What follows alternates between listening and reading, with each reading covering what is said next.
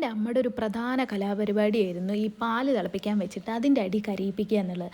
അപ്പം ഞാൻ അത് വെറുതെ കരിയിപ്പിച്ചു എന്ന് പറയുമ്പോൾ അമ്മ പറയും, എനിക്ക് എൻ്റെ അമ്മ കരിയിപ്പിച്ചാൽ തന്നെ ആ കരി മാറ്റാനുള്ള ടെക്നിക്കൊക്കെ എൻ്റെ അമ്മ പറഞ്ഞു തന്നിട്ടുണ്ടെന്ന്. ആ സമയത്ത് എനിക്ക് ആവശ്യം വരാത്തതുകൊണ്ട് ഞാനത് കാര്യമായി അമ്മ എന്ത് ചെയ്തിട്ടാണ് മാറ്റാറെന്നൊന്നും നോക്കാറില്ല. ഇപ്പം 2 ദിവസം മുന്നേ ഞാൻ എന്ത് ചെയ്തു എന്നറിയോ, ഒരു ബിരിയാണി വെച്ചപ്പോൾ അതിൻ്റെ അടിയിൽ ഒന്ന് ചെറുതായ അടിയിൽ പിടിച്ചിട്ടുണ്ടായിരുന്നു. അപ്പം ഞാൻ അമ്മേനെ വിളിച്ച് ചോദിച്ചു. അപ്പോൾ അമ്മ പറഞ്ഞ് കുറച്ച് വെളിച്ചെണ്ണ അതിലാക്കിയതിന് ശേഷം അത് നന്നായി ചൂടാക്കുക. എന്നിട്ട് ദേ ഇതുപോലൊരു പാത്രമല്ല, സ്പൂൺ കൊണ്ട് നമ്മളിങ്ങനെ ചുരണ്ടി എടുക്കുക. ഇപ്പം ഞാൻ ഒരു കയ്യിൽ ഫോൺ പിടിച്ചാക്കുകൊണ്ടാണ് ഞാൻ കംപ്ലീറ്റ് കാണിക്കാതിരുന്നത്. ഇതിപ്പോൾ ഞാൻ ചുരണ്ടി ഇങ്ങനെ ഇതായിട്ട് വെച്ചിട്ടുള്ളതാണ്. നമ്മളൊരു ഒത്തിരി ഫോഴ്സിൽ അതിങ്ങനെ ഇട്ടിട്ട് കുറയ്ക്കേണ്ട കാര്യമൊന്നുമില്ല കേട്ടോ. അതിങ്ങനെ ചൂടായി വരുമ്പോൾ തന്നെ അത് പതുക്കെ ഇങ്ങനെ ഇളകി പോരുണ്ടാവും.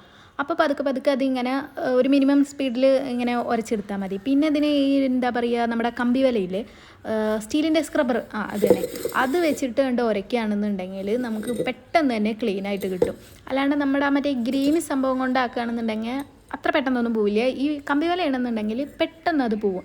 ശരിക്കും അത്രയും ആ കരിഞ്ഞത് ഇങ്ങനെ പോകുമെന്ന് ഞാൻ വിചാരിച്ചിട്ടില്ല കേട്ടോ. പക്ഷെ അമ്മ പറഞ്ഞിരുന്നു അതെല്ലാം പോകും എന്നുള്ളത്. ഇപ്പോൾ പിന്നെ എന്തായാലും എനിക്കത് അങ്ങോട്ട് പൂർണ്ണ വിശ്വാസമായി. ഇതുപോലെ എനിക്ക് ഓരോ അസുഖം ഇതൊക്കെ വന്നിട്ട് എൻ്റെ മുടി കംപ്ലീറ്റ് പോയിട്ടുണ്ടായിരുന്നു. അപ്പോൾ അമ്മ ഇങ്ങനെ ഇത് ഓരോ കെയർ പറഞ്ഞുതരും, അത് ചെയ്ത് കഴിഞ്ഞാൽ ഉണ്ടാവും എന്നൊക്കെ. പക്ഷേ ഞാൻ എന്തായാലും അങ്ങനെ പോയതല്ലേ, പിന്നെ എനിക്ക് മടിയുണ്ട്, ഒന്നും ചെയ്യാറില്ല. പക്ഷേ ഇത് ശരിയായപ്പോൾ ഇന്ന് ഞാൻ നോക്കിയപ്പോൾ മുറ്റത്താണെങ്കിൽ ഇമ്മാതിരി ഹെർബ്സൊക്കെ ഉണ്ടേനു. അപ്പോൾ പിന്നെ വേഗം എല്ലാം ഞാൻ പറിച്ചിട്ട് ഞാൻ ഒന്ന് ശ്രമിച്ചു നോക്കാം, ഇനി ഇതെന്താവും എന്ന് വെച്ചിട്ട് എന്തായാലും ആ പരിപാടിയും അങ്ങോട്ട് ചെയ്തു വെച്ചു. പിന്നെ കുളിയൊക്കെ കഴിഞ്ഞ് വന്നപ്പോൾ ഈ മധുരക്കിഴങ്ങില്ലേ, അത് ഞാൻ പുഴുങ്ങി വെച്ചിട്ടുണ്ടായിരുന്നു, കുക്കറിനകത്ത് അടിച്ച് വെച്ചിട്ടുണ്ടായിരുന്നു. പിന്നെ ഇത് നിങ്ങൾക്ക് മനസ്സിലായോ, ഇത് എന്താ സംഭവം എന്ന് മനസ്സിലായിട്ടുണ്ടെങ്കിൽ നിങ്ങൾ കമൻറ്റ് ചെയ്യണം കേട്ടോ. അതിനകത്ത് എണ്ണയൊക്കെ വെച്ച് കഴിഞ്ഞാൽ നമുക്ക് സുഖമായിട്ട് യൂസ് ചെയ്യാൻ പറ്റും.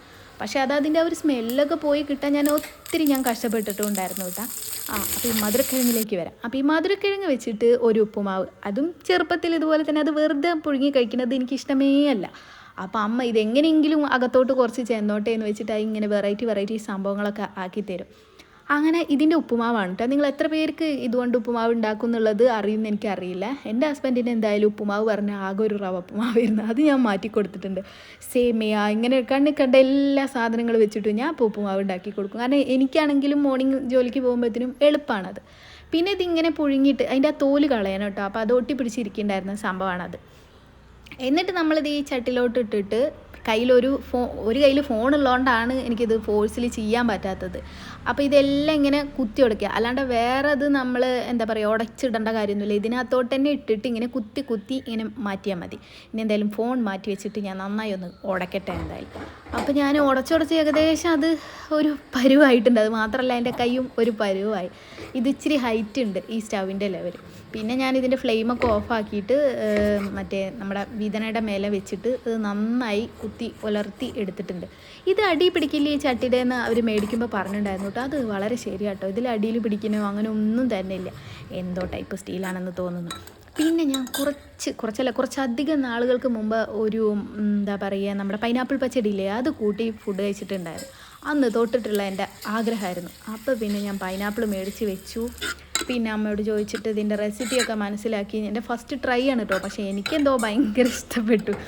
ഞാൻ വെച്ചുകൊണ്ട് പറയല്ല, ഞാൻ കഴിച്ചിട്ടുള്ളതിൽ വെച്ചിട്ട് എല്ലാം ഒന്നും ശരിയാവാറില്ലെങ്കിലും ഇതെനിക്കെന്തോ ഭയങ്കര ഇഷ്ടപ്പെട്ടിട്ടുണ്ടായിരുന്നു. പിന്നെ ഫസ്റ്റ് അറ്റംപ്റ്റ് ആയതുകൊണ്ടാവാം ഒരു സാറ്റിസ്ഫാക്ഷൻ.